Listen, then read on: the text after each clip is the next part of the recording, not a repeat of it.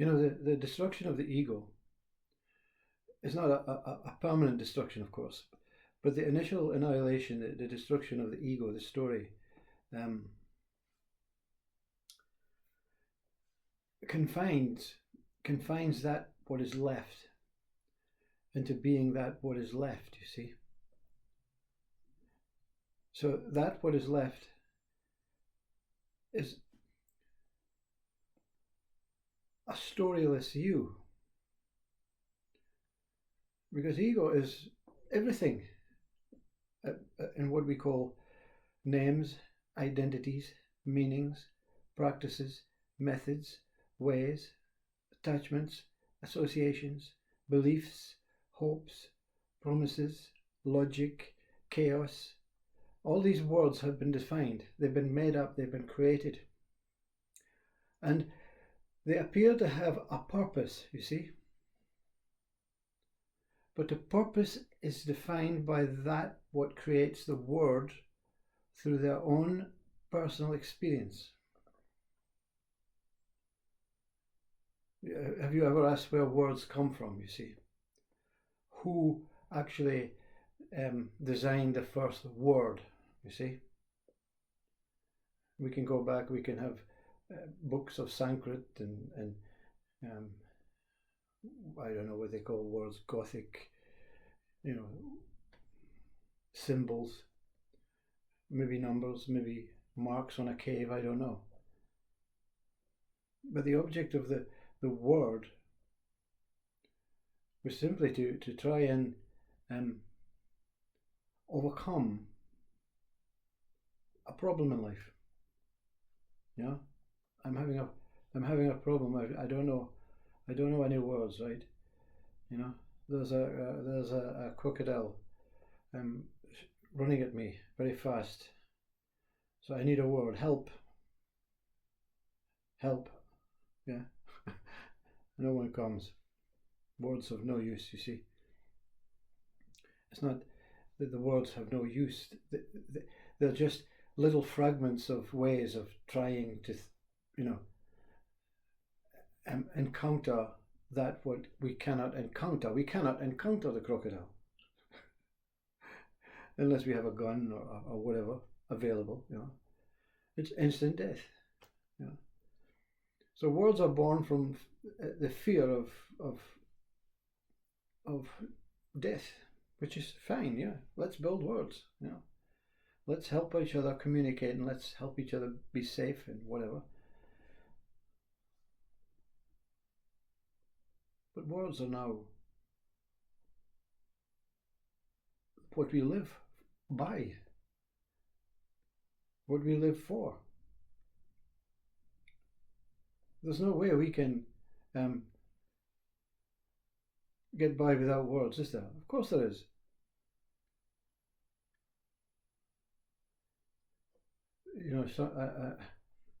An enlightened mind without ego looks at words, because they still exist, of course, whether they're in your mind, clutching away, trying to save themselves before they've been, completely eliminated, or in a book, or on a TV, or on some advertisement, whatever. Words continue to exist, but you don't see the purpose of them anymore. The word help is a very purposeful and needful word. When the crocodile's coming, please help.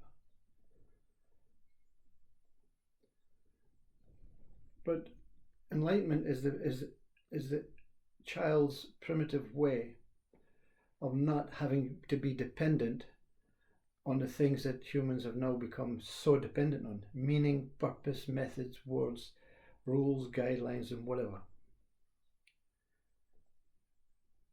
For an enlightened mind, he may hear someone saying, "Sure, we need to be logical here." And the enlightened mind will say, "Logical? What does logical mean? What is logical?" And they would ask the question outright: "Show me logic." Now, what do you mean, show you logic? Logic is not an object. Why not? So what is the purpose of it? What is the purpose of logic? Show me logic. Give me logic in my hands. Give me something that I can do. Give me something that can make me food. Give me something that is relevant in this life. The word logic, what is it? Show me. I don't know. I don't know what it means anyway, and I'm not interested in what it means. I'm not interested in words that are mentally, psychologically about something that is not relevant. You can pick up a dead chicken. This has purpose. Yeah, it has. Put it in the oven. Give me some food. I'm hungry. Words that are not names of simple things. It's a way words actually take you away from the truth of what you are. Show me the tree. Yeah, that's the tree over there. Yeah, big oak tree. Yeah, no, the words. No, can even remember what kind of tree it was. So the tree is valuable. Well, when it's chopped down, it's valuable, or when it's raining and you can sit under, it's valuable. But the word tree is not valuable. It's just defining a specific thing in the landscape. It's just zoning in on one minuscule thing. It's eliminating the big picture. It's eliminating the whole. The enlightened only sees the whole. When it looks out the window and someone says, "Describe what you see." Beauty. Yeah, but describe it individually. What do you mean?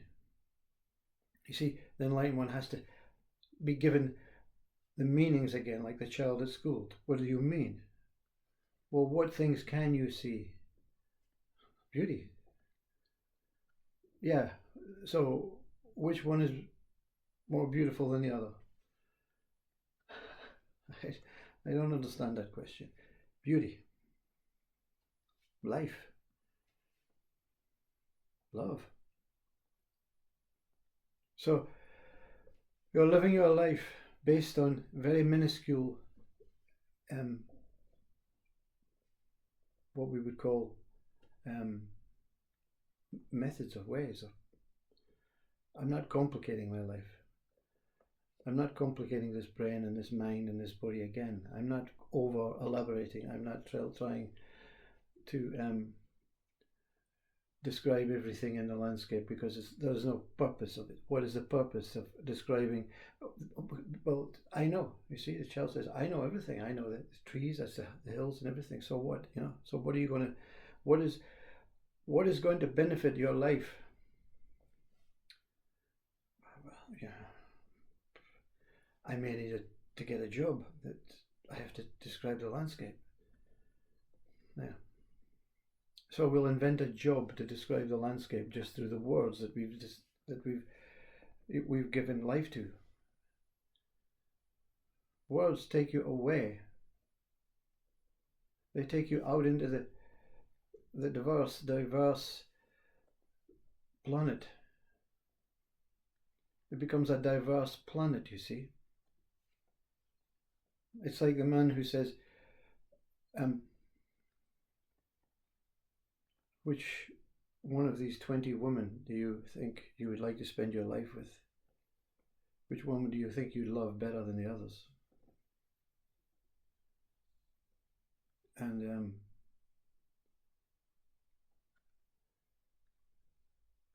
you pick one, you see.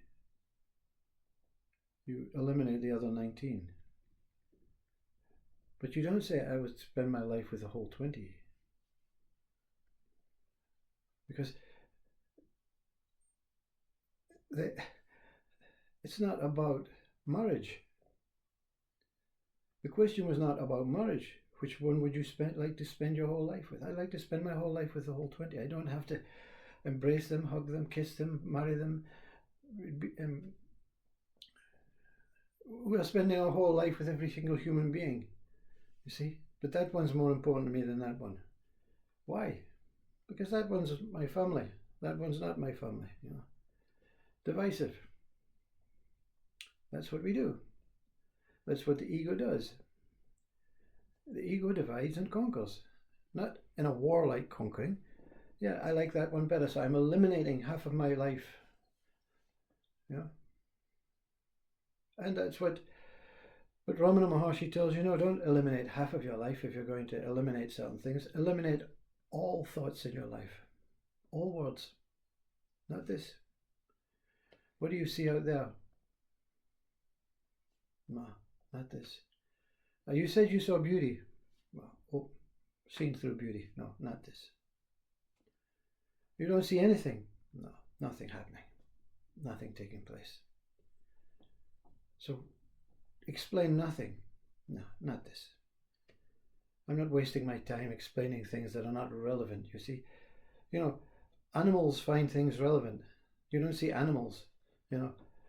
Let's have a lecture about logic. And they all sit under the tree and the man is saying, let's be logical today. Let's look at life from this. Let's look at what's happening over the other side of the world. Let's see if it's if we can, you know, change what is happening in the wars over there. And the animals, they're sitting saying, I have to go. Food. You see? It's primitive. Enlightenment is absolute primitive to the extent that there's nothing really worth living for, but everything worth living as. You see? Living as this body is incredible. I don't see myself in this body. I don't see myself out of this body. I don't see myself. I don't see anything worth following or pursuing. And people say that's negative. That must be so boring. I don't see boredom. I don't see logic. I don't see chaos. I don't see anything that is going to take my whole being on a journey of logic. No, leave it alone. Leave this planet alone. Leave life to be as it is. That's the result of enlightenment. Everything is incredibly immaculate as it is. Everyone is doing what they are supposed to be doing. Turning up in a body, or a body turning up in them. And everyone is loving this life. But we all have an egoistic mind to say, yeah, but what definition of love is it? What kind of category of love is it? What way? How? Explain to me what this love is. Your love is not the right love. My love is a much better love than your love. You know. The story goes on and on and on. And we tell stories. We love stories. We have to tell stories. Because we have to cling and attach to the idea that ego might bring me to the truth of what is waiting for me. And it does. Ego actually commits suicide, you see. It does what it's supposed to do. It takes the brain and the mind and the being into a place of depression, anxiety and stress, and it says, now, okay, I have to go, says ego, and leave this body alone. I have to let this body be free. I have served my purpose. You see, it's freedom. Enlightenment is freedom and liberation. And someone says, but you don't have any interest in things. What does interest mean? When you're looking at the landscape, what does interest mean, you see? It is buoyant, it is incredible, it is moving, it is, you can use words to describe that, but why have an interest in the tree unless it's going to serve you as a part of your structure, your building, or you can shelter under it from the rain or the snow? What is this mind that wants to take things apart and make interest out of things and do things and create things logically for a purpose, for a method? Yeah. Can you build a home? Can you build a home? You see? No, you know, that's for the specialists. You know, so many risk assessments nowadays. So many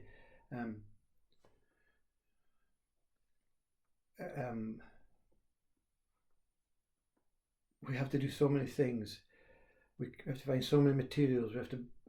We need so many tools. We need so many And I want to build it a very beautiful home. So we need interior designers and all that stuff. I can't build a home, and right now the badger is building its home with what it can find.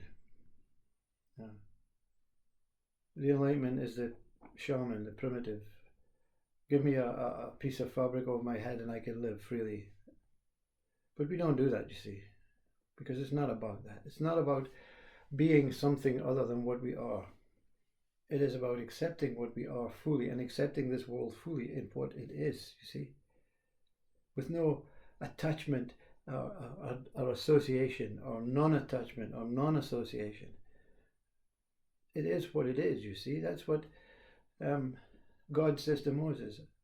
Who shall I say is calling? God says, say, I am that I am. It is that it is. Everything is just a reflection. So if you see the world in an ego way of today is a good day, tomorrow, yesterday was a bad day, you're dividing your life up, you're dividing your whole self up, you're dividing that time element up, you're trying to work out how to improve or how. There's no improvement in life, you see. There's no other thing here than being here, free. And it's not an act or a way or a method, and you have to stay like this, or you have to practice it, or you have to keep meditating or whatever. No, let it be, and let your body be, and let your mind be, and let everyone else be. And don't try and control and have interest in other parties or other people, because you're encroaching their life of boundaries, of ego, necessary boundaries, not ego boundaries, necessary boundaries for the body and everything. The perfect life is the life that they say in the Bible. God says, I give man life to be happy, just to be free. And then they bullshit it all by saying, well, here's 10 commandments to live by, here's the 7 days of the earth, you can only rest on a Sunday.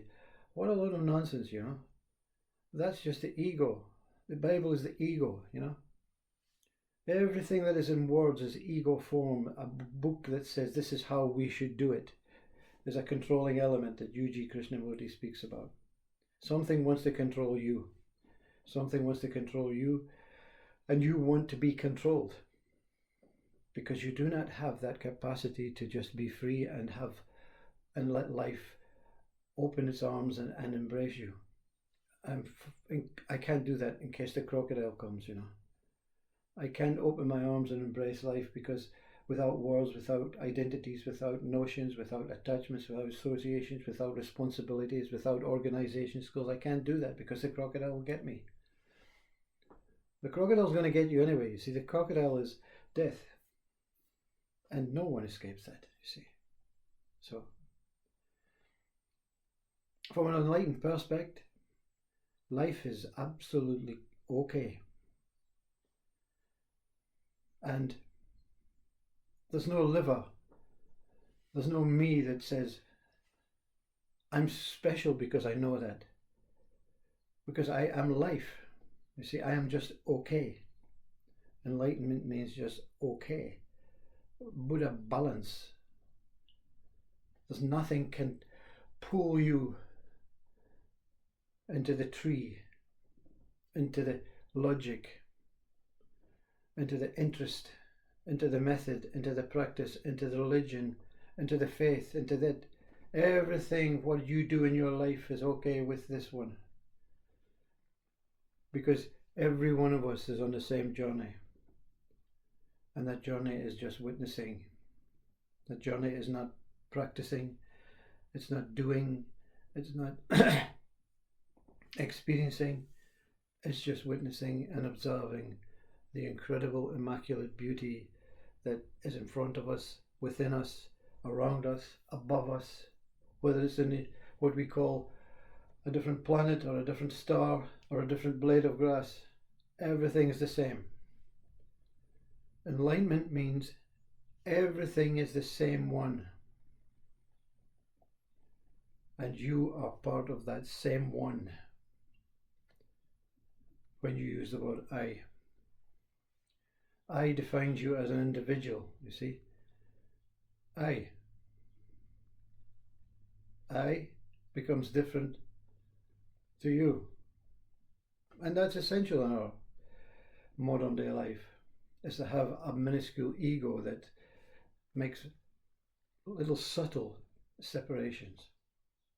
But when you say I am nothing in this world and everything is measured in different qualities and quantities and different methods and different practices and different religions and different faiths and different cultures and different countries and different oceans and different trees and different colours. That's the mind fucked up, you know. Psychological mind saying, I know so much, but you know nothing about what to do with it, you see. You don't need to know so much. You just need to know that you're alive and that you're here, and it's a privilege to either be inside a body or have the body be put inside you, you see. Enlightenment means life is a reward. It's not a punishment. It's not suffering. It's not anxiety. It's not joy. It's not bliss. It's just a simple reward, a simple gift, a simple being, part of the moment, part of this incredible, vast one moment. You don't know possibly what this that I am is talking about, but it's just words, you know. It's just words. You must ignore these words. Ignore these words and find your own solitude, your own ways, your own beingness, the truth that is within you. It is within every one of us, you know. And this truth will keep you amused for the rest of your body life. It will keep you close and safe, and it will keep you away from the crocodile until the crocodile is time to come. The crocodile of death, you know, which again is not different from life. It's just that you move into another place, so something moves and we go on.